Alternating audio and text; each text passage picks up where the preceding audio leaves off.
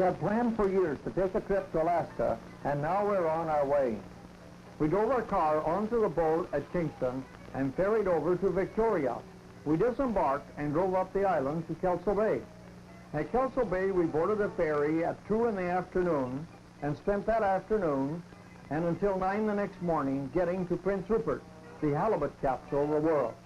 Prince Rupert is a thriving city of 12,500, where we transferred to an Alaskan ferry to go up the Inside Passage to Skagway. We left Prince Rupert on one of the Alaska ferries on our way up the Alaskan coast. Each Alaska ferry carries 500 people and over 100 cars. A seagull hitched a ride on our ship. Our ferry overtook a fishing vessel before we docked at Ketchikan. The first northbound port of call. This city, with a population of 8,000, clings to a narrow shelf between high mountains and the sea. As a safety measure, all the passengers leave the boat before the cars are unloaded. Leaving Ketchikan, the ferry passed Wrangell at night and docked at Petersburg the next day. Petersburg is located on the north end of the Wrangell Narrows and is one of the most beautiful little cities in the world. It is often called the Little Norway. A privately owned fishing fleet harvests about 25 million tons of salmon and other varieties of fish each year.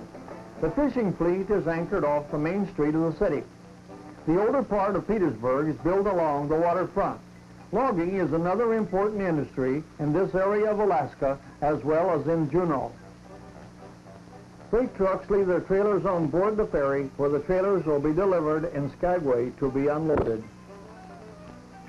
The ferry called at Juneau, the capital of Alaska, and a city of 10,000 people. Juneau is in a land of deep forests, high mountains, and has a climate that ranges from mild at low altitudes to perpetual snowfields only a few miles away. Gold discovered by Joe Juneau gave the city its birth and its name. Juneau was designated the capital in 1900, and the records were transferred there from Sitka in 1906. Juneau is a popular fishing port, supporting many fishing boats and a fish cannery.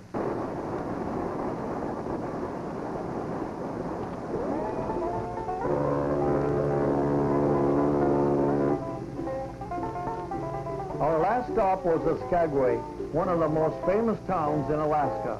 Skagway, at the end of the Alaska Steamship Run, is famous from history and legend as the gateway to the Trail of 98 and the Klondike Gold Field.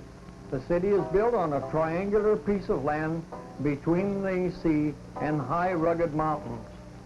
According to government records, 5,000 stampeders invaded Skagway in the month of February 1898. The Golden North Hotel in Skagway was known as the finest hotel in Alaska in the Gold Rush days. Now thousands of tourists enjoy its antique Gold Rush furniture. This Masonic Lodge holds its meetings in the oldest building in Alaska that is still used for its original purpose. The sidewalks of Skagway were made of board, and the streets were as yet unpaved. The cemetery of Skagway reviews a little of the action of the Gold Rush days with a tombstone of Frank Reed, who killed the notorious gangster Soapy Smith. The 110-mile White Pass and Yukon Railroad to Whitehorse carries thousands of tourists each year. The steam engines that once pulled the trains have been replaced by diesels. Each year, more and more tourists ride this line through some of the finest scenery in Alaska. A train wreck hurled 2 locomotives into a deep canyon. During railroad construction, a giant rock fell and killed 2 workmen. Huge cliffs tower above the railroad, but are supposed to be safe, even though they do not appear to be so.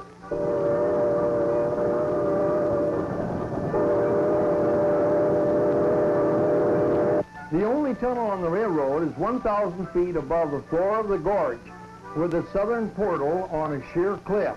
Men were suspended by ropes over the side of the precipice while they drilled and blasted a roadbed for the railroad track. Dead Horse Gulch was named in honor of some 3,000 pack horses that sacrificed their lives in the interest of the gold rush. There was a steady demand for any kind of horses. Many mules, dogs, and even goats were used to pack supplies or pull loaded sleds over the old Chilkoot Indian Trail. Extremely cold weather, deep snows, and howling blizzards added to the misery of both men and animals. Many men made their living with pack horses transporting supplies. The bridge over the gorge is 215 feet high. White Pass summit is reached after climbing nearly 3,000 feet in 20 miles.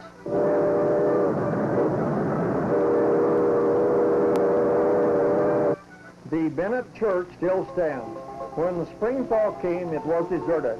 The stampeders built boats and rafts to transport their supplies across the lakes, Bennett, Tagish, and Marsh, to the Yukon River, where they floated down to the gold fields. The world never saw such a surge of humanity before. At Bennett Lake, we transferred to a train that took us back to Skagway. We drove our car to Valdez and boarded the Columbia Queen. On our way to the Columbia Glacier, we saw a number of fur seals and a large bald eagle looking for a meal. Alaska has more eagles than all the other states. The massive glacier is a wall of ice 4.5 miles long and 50 stories high. As the Tidewater Glacier moves seaward, great skyscraper-sized icebergs drop off into the water. This world-famous spectacle, just outside Valdez, is one of the foremost scenic wonders in Alaska. Columbia is a relatively fast-moving glacier. It has a continuous volume of ice dropping into the sea as icebergs. The deep, high-altitude snows continually feed this giant among glaciers. The fur seals like to float around on the icebergs, using them as diving boards from which to pounce on salmon, their steady diet. Seals have been found on icebergs hundreds of miles from land. The young city of Chittenden was a gateway to the great Kennecott copper mining region. The town was founded in 1910 upon completion of the Copper and Northwest Railroad, which shipped copper ore that had formerly been hauled in boats. Chittenden flourished for a number of years as a shipping point from the railroad to the interior of Alaska. When the Kennecott Copper Mining Company ceased operations in 1938, the railroad was abandoned and Chittenden became a ghost town. The abandoned railroad grade is being made into a highway that will connect with Cordova at Tidewater. The old Chittenden Hotel and the general store and post office still operate among the deserted buildings, accommodating a large tourist trade to the area. In its prime, Chittenden likely had a population of about 2,000 people. The winter population of this old outpost is about 10 or 12 people, while in the summer it is a thriving center for tourists and hunters. The old schoolhouse at the foot of a steep mountain has been abandoned. Here only a few years ago, the building was alive with the shouts and laughter of many children. Now the building belongs to the collection of derelicts, a mute testimony of happier days gone by. Caches were built upon piling to protect supplies from marauding animals. Curious tourists search through the old deserted buildings, hunting for antique bottles, dishes, coins, and whatever they can find as souvenirs of their trip to Alaska. Some beautiful antique dishes imported from Japan and England have been found here. A large crack in the earth through the old Chittenden graveyard is a reminder of the destructive earthquake experienced in Alaska in 1964. The cemetery, although long since overgrown with brush, still has many graves enclosed by white picket fences. The ornate pickets must have been imported for that purpose. From the graveyard, our party followed the railroad grade a quarter of a mile to the Copper River. An old Indian couple still operate this ancient fish wheel on the Copper River, where they catch an abundance of large salmon. Fish wheels of various sizes and kinds have been used by our ancestors to run flour mills and sawmills by harnessing the power of fast-flowing streams. Besides power, a fish wheel needs a good supply of fish, which is afforded by the Copper River. The fish wheel produced this fine rack of large salmon, which are nearly ready for winter use. Fish has always been an important source of food for the inhabitants of the big Copper River country. The Indians use big game animals to supplement their diet. Their warm little cabin is well stocked with dry wood for the coming winter. Wood, except brush, is very scarce in this part of Alaska. The big moose hanging up will afford many a juicy steak to add variety to their winter fare. Moose are plentiful in Alaska. A DC-3 lands on the runway at Chitina. It is loaded with sacks of copper ore taken from a privately owned mine in the Kennecott region. The ore taken from the plane is shipped by truck to Valdez, where it is transferred to a ship bound for Japan for smelting. The copper ore must be of high quality to pay for the mining and processing expenses, as transportation in Alaska is expensive. Our next destination was Kodiak Harbor, where a fishing fleet was anchored. The Alaska king crab is a very valuable resource to Kodiak Islanders. The city of Kodiak is the largest town on the island and was founded by a fur trading company in 1792. The island is the site of Russia's earliest colonization in America. The tidal wave of 1964 did extensive damages to Kodiak's boat docks.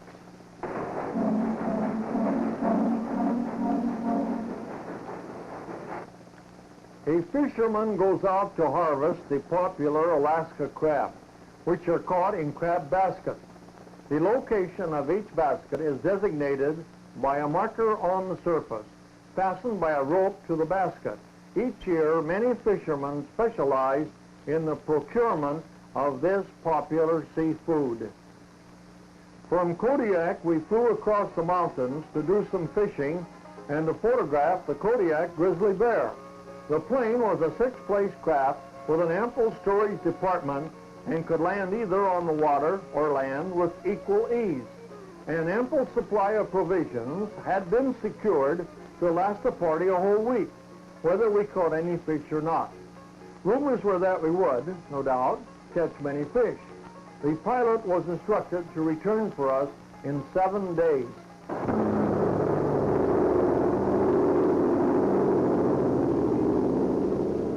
The boys didn't lose any time in getting the fishing expedition underway. A good deal of bantering went on and speculation as to which one of us would catch the first big salmon. The fish took any kind of bait that we threw at them. They must have been real hungry that day. This is the kind of fishing our grandfathers used to brag about in the good old days. We could hardly believe it ourselves. We threw our lines in and almost automatically pulled the big salmon out. The big fish raised in these cold waters really put up a fight when a fellow starts in to land one of them, and some of them managed to get away even after they were landed. These fish were easy and quick to prepare for the frying pan. We cleaned the fish soon after catching them. The man who caught the most also ate the most, if his capacity allowed him to do so. The lumber for this forest ranger's cabin was flown in by air. For 7 days we were guests of the ranger, and lived in this attractive little shelter. The luckiest fisherman eats first. He doesn't wait around being polite while the next fella gets his fish ready, as the time to eat a fish is when it's hot. After the boys finished eating, we had a little contest to see who could catch the most fish in 10 minutes. Boy, some of those big fellows put up a good fight to keep from being hauled in. After landing the fish, they were turned loose again. The one that got hooked by an upper fin turned itself loose before its captor got around to do it for him.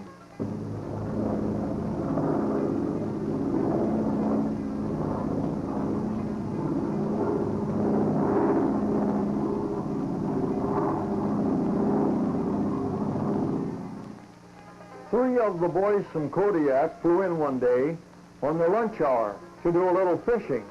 They landed their plane near our camp. Since their time was so limited, we agreed to help them fish. All of us threw hooks into the water, and it wasn't but a few minutes until all three of them had their limit for the day. We loaded the fish aboard the plane, and they flew back to work. I don't know where else but in Alaska that a party could fly 100 miles to fish and catch their limit and fly back home again with their fish during the lunch hour.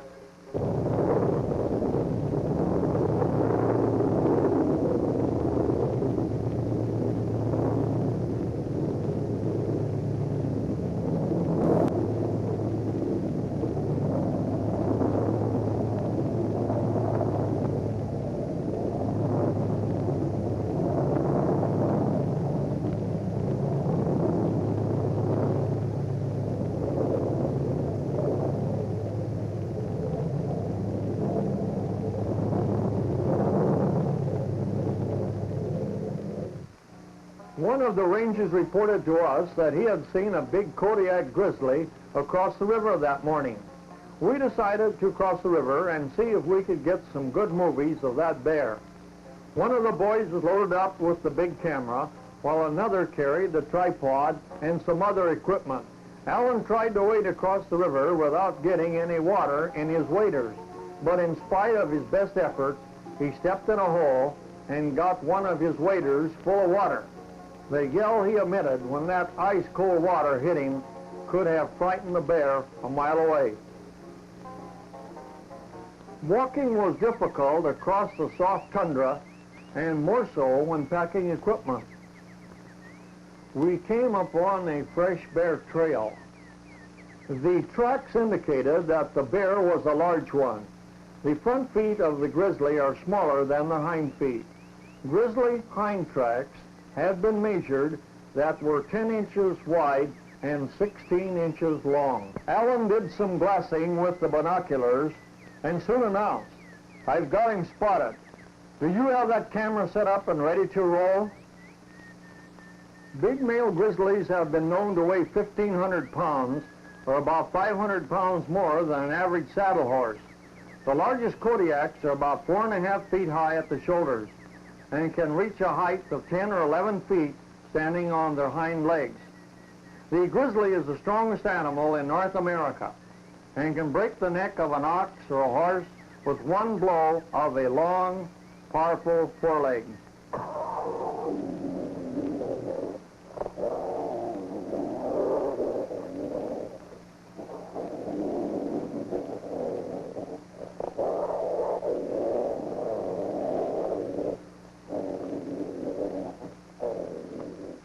Hey, fellows, I think that bear would be happier if we left this place.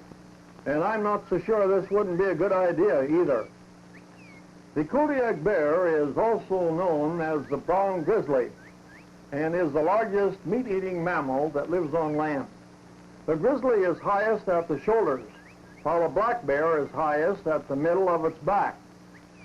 The grizzly has a lump of hard muscle at the top of its shoulders that the black bear does not have. The grizzly cannot be recognized by its color, which varies from almost coal black to almost white. The coat of the grizzly never gets glossy, as does that of the black bear, because it is protected by long, coarse guard hairs often 6 to 8 inches long. Boy, oh boy, that fellow seems to be in distress. I wonder what he's looking for. Oh, mama, mama. It looked like it, but it isn't. There's no use waiting. You just as well take off in a hurry. Time isn't the only thing that waits for no man. We got busy again and caught some salmon to take home with us. The big fish wouldn't let the smaller ones get close enough to take a hook, if indeed there were any smaller ones available. Just to see those big salmon steaks makes a fellow's mouth water, and to have them sizzling in a frying pan produces a ferocious appetite.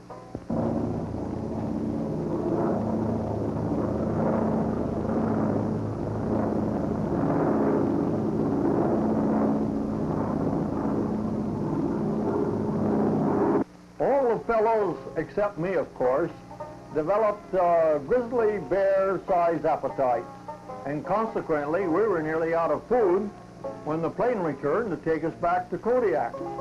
We increased our grocery order to compensate for the immense appetite we developed, along with the knowledge that our next adventure would require some mountain climbing. We were anxious to spot more big game and could hardly wait until morning to be off for higher altitudes. Alaska has an abundance of wildlife. These old caribou bulls have magnificent antlers. Alaska has two different kinds of caribou, the barren ground caribou and the mountain caribou. The former are larger than the mountain caribou. It has been estimated that Alaska has 2 million barren ground caribou. These animals have broad hoofs that support them in deep snow and on the spongy tundra. They have broad antlers and are the only members of the deer family whose females also have antlers. Caribou eat grass and leaves of the willow, dwarf birch, and other shrubs. Antlers can be used against enemies or to scratch an insect bite. Moose like forested areas with shallow lakes. In summer, they live largely on succulent underwater plants of many kinds. Moose have been known to entirely submerge, submarine style, to get to their favorite plants. These big fellows are strong swimmers and have been observed swimming 2 miles from the nearest land. Big bulls stand about 7 feet high at the shoulders and are about 10 feet long, with an antler spread up to nearly 7 feet. They weigh up to 1,800 pounds. Colors of moose vary from very dark brown to almost white. The first birth of a moose cow is always a single calf, but after that, twins are common. But triplets are a rarity. In about 10 days after the calf is born, it is able to follow its mother anywhere she chooses to go. The calf will stay with its mother until it is about 2 years old.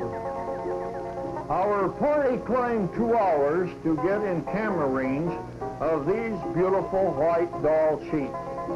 The mother sheep supervise the grazing and suckling of the lambs. The females keep the lambs together in a small group known as a nursery. The mothers are always in attendance at this time of the year and often engage in games with the lambs. The adult males do not feed with the females and lambs at this time of the year, but keep in a group to themselves. Doll sheep are noted for their sharp eyes and their lack of fear for great heights. Their feet are equipped with spongy soles with suction cups that do not slip. The body of the doll sheep is so well muscled it can run up a steep rocky mountain with remarkable speed. The rams of the bighorn white doll sheep of Alaska, like the black-stone bighorns of British Columbia, are magnificent, formidable animals that weigh up to 300 pounds. On our way home, we stopped at Glen Allen, Alaska, where we met two hunters who had just killed a big bull moose whose giant antlers measured 5 feet, 5 1/2 inches across.